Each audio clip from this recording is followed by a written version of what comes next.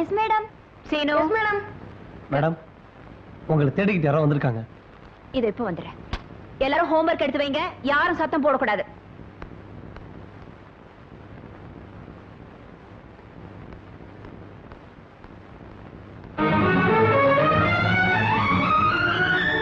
மீனு, மீனாட்சி, உனக்கு ஒண்ணு ஆகலையே?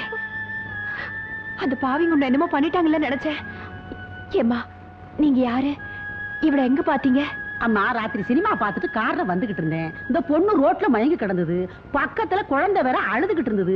என்னவோ ஏதோ ஒன்று பதறி போய் தலையை தூக்கி பார்த்தா ஒரே ரத்த காயம். அப்படியே தூக்கிட்டு போய் டாக்டர்கிட்ட காட்டி கட்டு போட்டேன். மயக்கம் தெளிஞ்சதும் என்ன ஏது நீ யாருன்னு விசாரிச்சேன். அப்புறம் தான் தெரிஞ்சதுமா பாவம் இது வாய் பேச தெரியாத ஊமன்னு. நடந்தது எல்லாம் பேப்பர்ல விவரமா எழுதி காட்டுச்சு. அதை வச்சுதாம்மா உங்ககிட்ட கூட்டிக்கிட்டு வந்தேன். ஏம்மா, எப்படி தலையில அடிபட்டுச்சு? அவங்க ஏதாவது பண்ணாங்களா? இல்ல இல்ல இல்ல இல்லடா. நீ ஏன் வீட்டை விட்டு போன? அத ஏம்மா கேக்குற? இவ புருஷன் 2வது கல்யாணம் பண்ணிக்கிறதுக்காக இவளை கையெழுத்து கேட்டு மிரட்டி இருக்கான். இவ போட மாட்டேன்னு சொன்ன உடனே இவளை இழுத்து போட்டு அடி அடின்னு அடிச்சிருக்கான். இவ அடி தாங்க முடியாம மயக்கம் போட்டு கீழே விழுந்திருக்கா. செத்து போயிட்டான்னு நினைச்சு இவ புருஷனும் மாமனாரும் சேர்ந்து இவளை புதைக்கிறதுக்காக வீட்டுக்கு பின்னாலேயே குழி தோண்டி இருக்காங்கம்மா.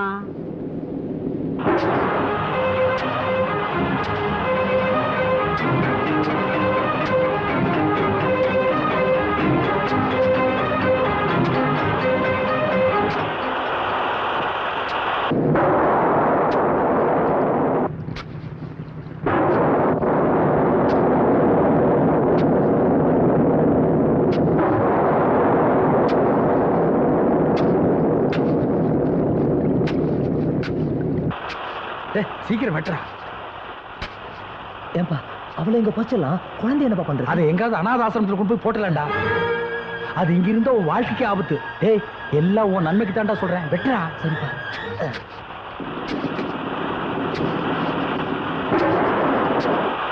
இங்க இருந்தா நம்மையும் குழந்தையும் கொன்னுடுவாங்கன்னு பயந்து அந்த பொண்ணு குழந்தைய தூக்கிட்டு ஓடி வந்துருச்சுமா. இல்லன்னா அந்த பாவிங்க அந்த பொண்ணை உசுரோட குழி தோண்டி புதைச்சிருப்பானுங்கம்மா.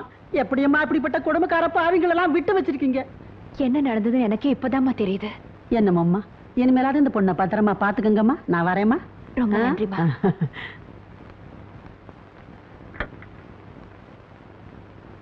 ஏந்திரா, உங்க வீட்டுல இருக்கவங்க எப்படிதான் நடந்துக்கிறாங்க? என்னால நம்பவே முடியலையே. டீச்சர், எனக்காக ஒரு உதவி பண்ணணும். இப்ப இருக்கிற சூழ்நிலையில இவளை வீட்டுக்கு கூட்டிட்டு போனா மறுபடியும் இவளை ஏதாவது செஞ்சாலும் செஞ்சிருவாங்க. பிரச்சனை தீர்ற வரைக்கும் கொஞ்ச நாளைக்கு இவ உங்க வீட்லயே இருக்கட்டும். அதனால என்னம்மா, கவலைப்படாத, நான் பாத்துக்கிறேன். உனக்காக நான் இது கூட செய்யலன்னா எப்படி? கொண்டாம்மா. வாமா போலாம்.